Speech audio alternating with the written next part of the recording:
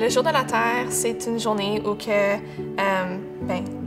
les gens qui habitent sur la Terre, ils pensent vraiment à ce qu'ils font. On célèbre notre Terre ou on fait attention à elle, puis on se souvient que c'est grâce à elle si on est ici. Puis on fait un peu plus attention à elle, puis on essaie de trouver des gestes pour l'aider. Normalement, on va dans la cour et on ramasse des déchets qu'on trouve et des fois, on va dans les parcs. Donc, moi, le jour de la Terre, je vois ça comme... Ça devrait être un événement très important de sensibilisation, de prise de conscience et un moment qu'on prend pour regarder ce qu'on a fait par rapport à nos initiatives politiques et nos cibles pour réduire nos émissions, plus que nécessairement un jour qu'on laisse passer de même. Les mers ont déjà commencé à monter, fait que ça va affecter beaucoup de monde. Moi, j'aimerais qu'ils arrêtent de polluer la planète pour qu'on puisse continuer à vivre dessus plus longtemps.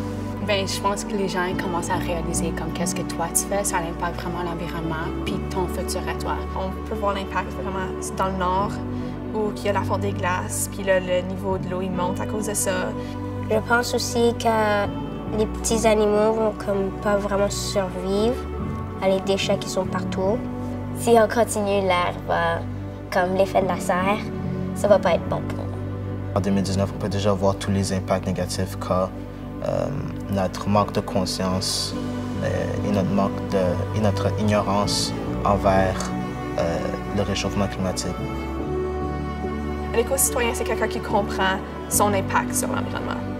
Moi, je pense que c'est comme une personne écologique qui aide la Terre et qui prend des marches puis ramasse tous les déchets qu'il voit.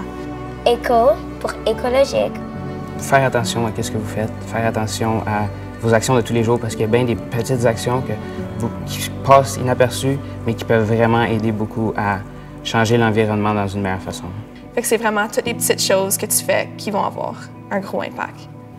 C'est quelqu'un qui est conscient de son impact. Ça, c'est étape 1, genre, pour être éco-citoyen. C'est ça, tout le monde doit faire leur partie, selon moi. Tu es un éco-citoyen parce que tu prends en considération la planète, la Terre puis la pollution, puis tu fais ce que tu peux pour l'aider.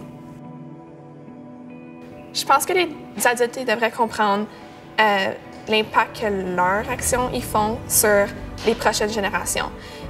Fait que s'ils pensent vraiment que c'est pas un gros problème, on n'a pas à s'inquiéter, c'est pas notre responsabilité, mais c'est pas vrai, c'est leur responsabilité parce que ceux qui aiment, puis leurs enfants, puis les générations qui vont suivre, c'est vraiment eux qui vont souffrir. Puis les profs, oui, eux aussi mettent leurs idées. Comme Mme Pascucci, qui est notre prof, elle nous dit, on devrait faire notre compost, on devrait faire ci.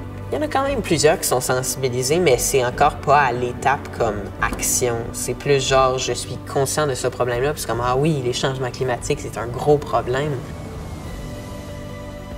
L'environnement fait beaucoup de choses pour nous, mais des fois, on ne le réalise pas. Comme les arbres qui nous donnent l'oxygène. Parce que si on fait rien, elle va devenir polluée. Qu'on fasse le ménage, le grand ménage. On manque de temps en ce moment. C'est là que ça se passe. Parce que dans 10 ans, si on n'arrête pas, il va être trop tard.